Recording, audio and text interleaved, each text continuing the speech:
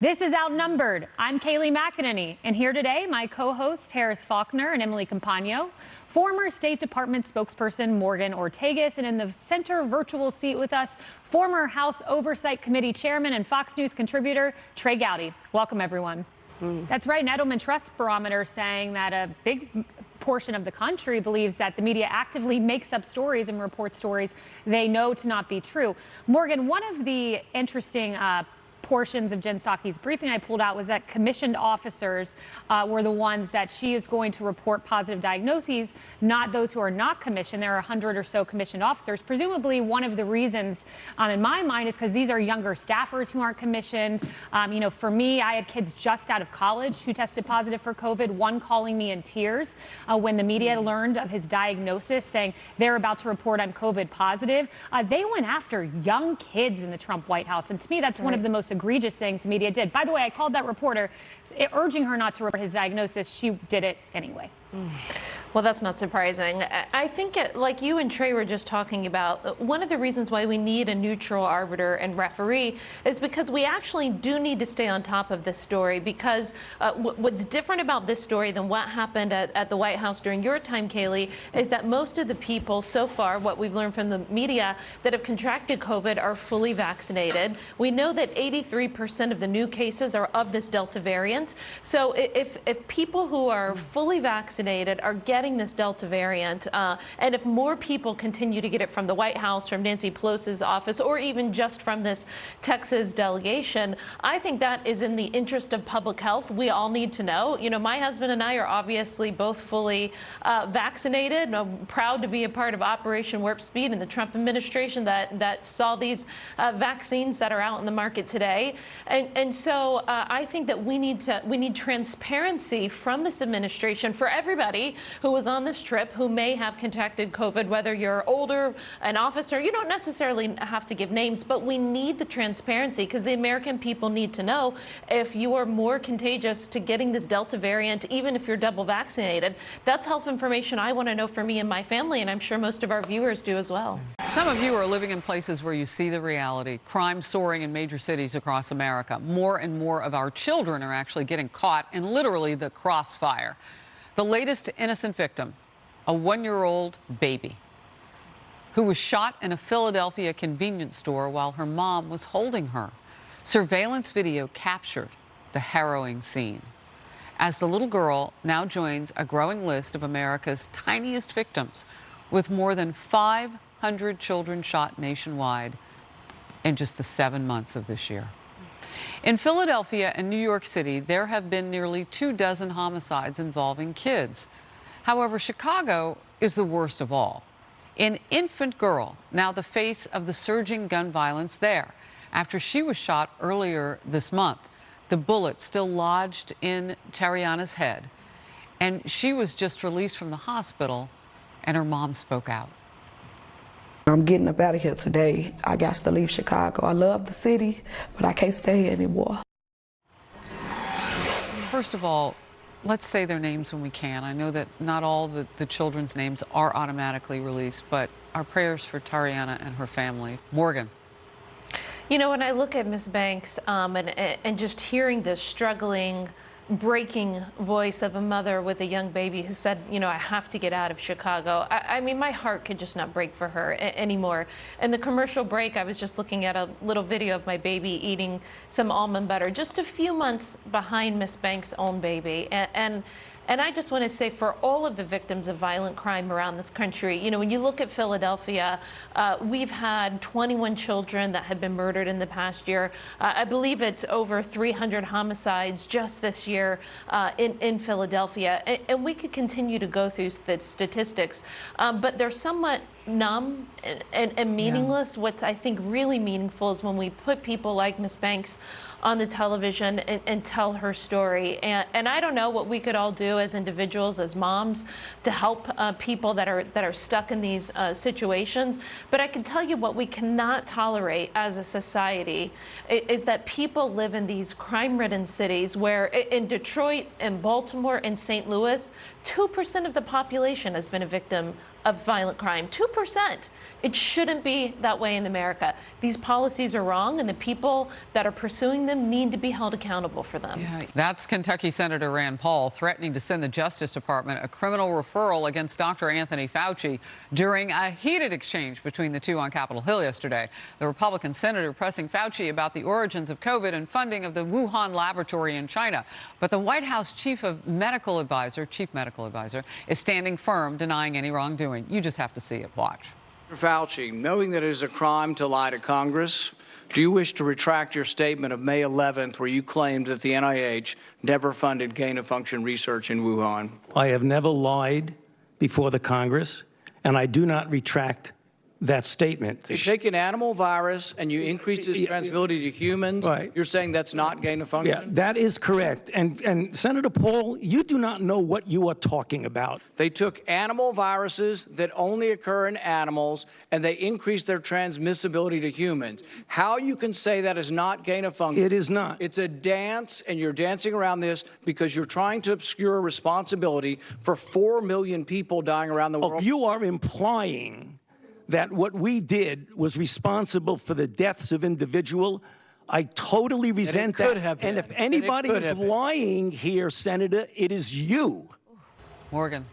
Well, I think it's important to have this discussion. And Josh Rogan from the Washington Post, also a CNN contributor, tweeted out last night, and he was right. He said that the NIH was funding gain-of-function research at this lab. But what the NIH reportedly did, according to this Washington Post columnist, is they didn't classify it as gain-of-function research, because by not classifying it, then they got away from having the oversight mechanism that the NIH requires if you are funding it. So why does that matter? Number one, it matters because if they are funding gain-of-function research in these labs or anywhere around the world, where I think it's proven they were, and they're not declaring it in order to get around an oversight mechanism, it's important that they, number one, that they stop doing it. It's also, secondly, important to know why do we have this oversight in place? Could we, if we had proper oversight of the gain-of-function research going on in this lab, would we have been able to better understand the origins of COVID, which no one knows, and we do not know if it came from this lab, but signs are pointing to there. And finally, I would just say, to back up Trey, you know, there is one entity that's responsible for all of this, and it's not Fauci. It's the Chinese Communist Party. And we need to continue to make sure, no matter what we're arguing about in the United States, that our efforts are focused on getting the Chinese Communist Party to be accountable for the origins of COVID. California Governor Gavin Newsom set to address a spike in crime and in retail theft today as his state sees a surge in brazen looting like this incident out of San Francisco, the city where he used to be mayor, where several people ransacked a Neiman Marcus in broad daylight. This as Fox News Digital spoke exclusively with several shop owners there who vented their frustrations. Watch. Just lawlessness. People are just openly just coming in and stealing stuff. Like, people don't want to leave their stuff out because they're afraid somebody's going to snatch it and grab it. I see 2 to 3, 4 or 5 cars up and down the street getting broken into in broad daylight, and people walk out with stuff and police don't do anything. We get broken windows every few minutes. We got like 30 cars now that's with broken windows here because people have experienced the smash and grab thing. And Morgan, part of the issue too for residents is that the option, as I called it earlier, it's just a buffet of socialism. So it's sort of difficult to even find candidates that represent, for example, simple law and order, although there is one in Washington state running on essentially just doing his job, just fulfilling the position description there for a district attorney position.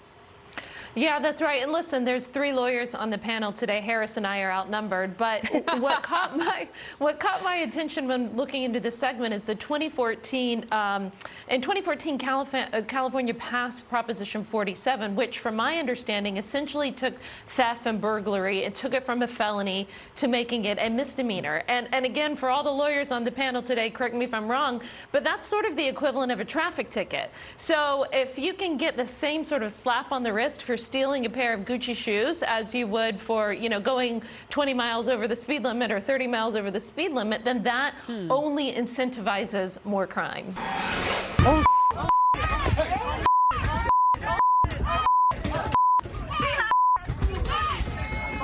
Stand Don't get in the middle of that. Don't just call the cops. Don't get in the middle of that, Sharon. I'm trying to break it up.